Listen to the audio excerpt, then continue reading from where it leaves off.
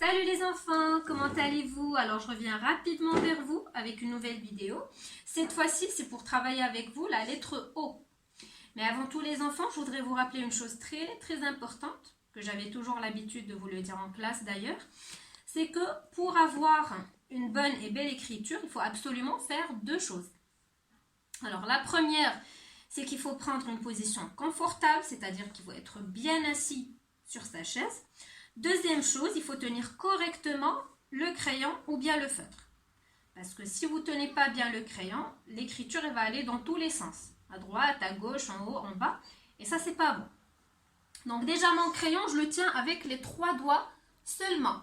Donc je le tiens avec le pouce, l'index et le majeur. Pas avec les 5 doigts. Les 3 doigts seulement. Alors, je le pose allongé sur cette partie supérieure de mon majeur. Comme ça, je pose mon crayon. On dirait qu'il est couché sur mon majeur. D'accord? Et pour l'empêcher de tomber, pour qu'il ne tombe pas, je l'attrape avec le pouce et l'index. Comme ça. Maintenant, on passe à la lettre O, ou plutôt le son O, comme ce qu'on a l'habitude de faire en classe. Donc, on va essayer de chercher des mots où on entend le son O.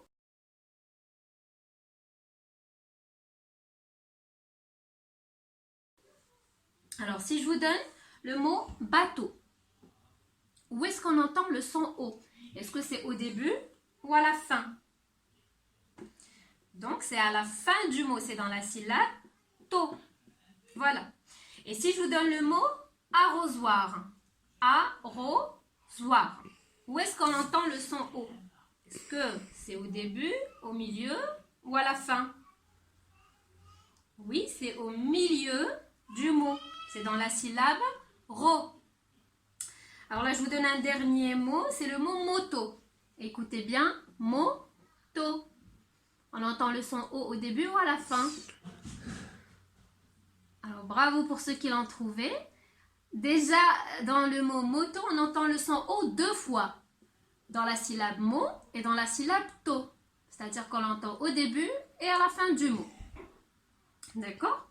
Voilà, maintenant on passe à l'écriture. Comme vous pouvez le constater, la lettre O, elle est quand même facile à écrire. Alors je fais un point. Je pars de ce point un petit peu vers la gauche. Je descends. Je tourne un peu vers la droite. Je remonte à mon point.